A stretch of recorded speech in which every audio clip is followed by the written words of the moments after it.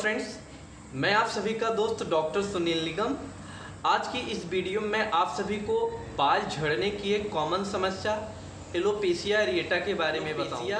अरिएटा दोस्तों, एलोपेशिया का मतलब होता है बालों को झड़ना। अरिएटा का मतलब होता है हमारे जो सर के बाल स्काल्प होते हैं उनका झड़ना।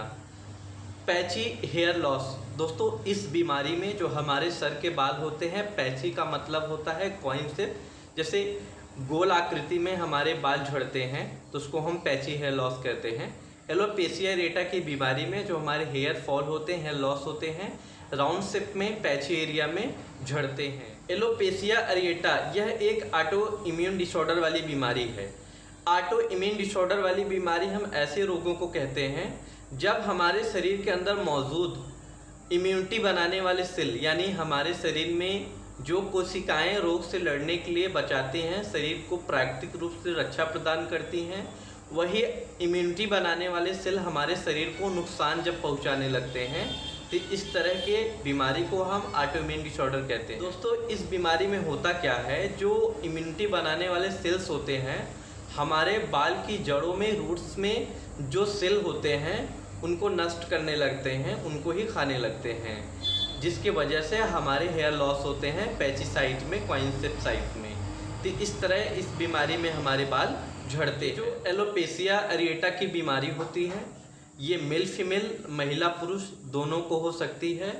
अब बात कर लेते हैं कितने प्रकार की होती है। रोग की सीवियरिटी और होने वाले प्लेस के आधार पर यह रोग कई प्रकार की होती है। पहले नंबर पर एलोपेशिया अरिएटा, जब हमारे सर के बाल जो हैं, स्काल्प के बाल जगह जगह पर पैच में, यानी जगह जगह पर बाल हमारे झड़ जाएं, इस कंडीशन को हम एलोपेशिया अरिएटा कहते हैं। दूसरे नंबर पर एलोपेशिया अरिएटा टोटल्स, जब हमारे सर के बाल पैच में झड़ते झड़ते पूरे सर के बाल यानी पूरा स्काल्प ही साफ हो जाए, बाल बिल्कुल ना रहे, इस कंडीशन को हम एलोपेशिया अरिएटा टोटल्स कहते हैं। तीसरे नंबर पर एलोपेशिया अरिएटा बार्बी, जब यह रोग हमारे दाढ़ी यानी बियर्ड्स में, मॉस्टेच यानी मूंछ में, दाढ़ी और मूंछ ऐसी जगहों पर हो जाए तो इस बीमारी को एलोपेशिया अरिएटा बार्बी कहते हैं।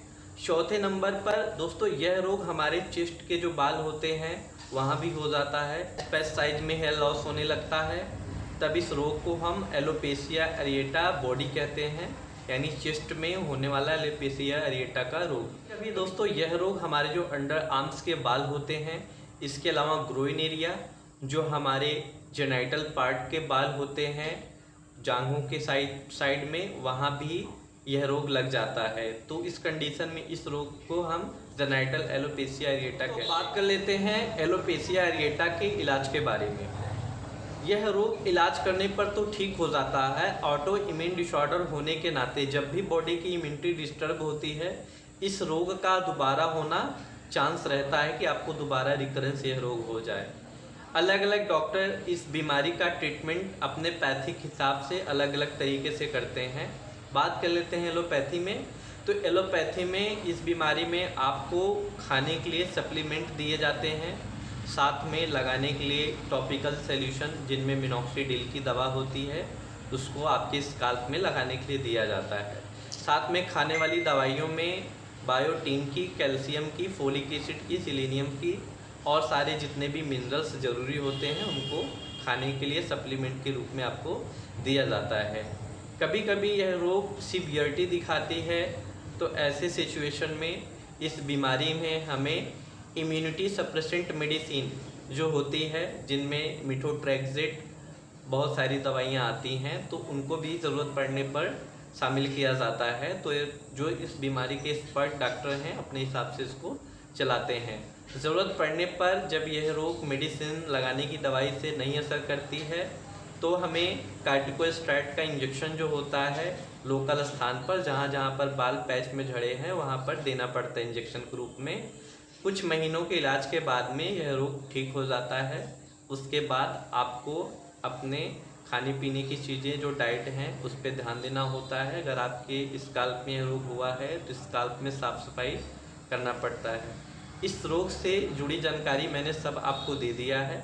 मेरी वीडियो अगर आपको अच्छी लगी हो, यूजफुल लगी हो तो मेरे चैनल डॉक्टर सुनील निगम को सब्सक्राइब करें, वीडियो को शेयर करें ताकि ये जानकारी ज़्यादा से ज़्यादा लोगों को मिल सके।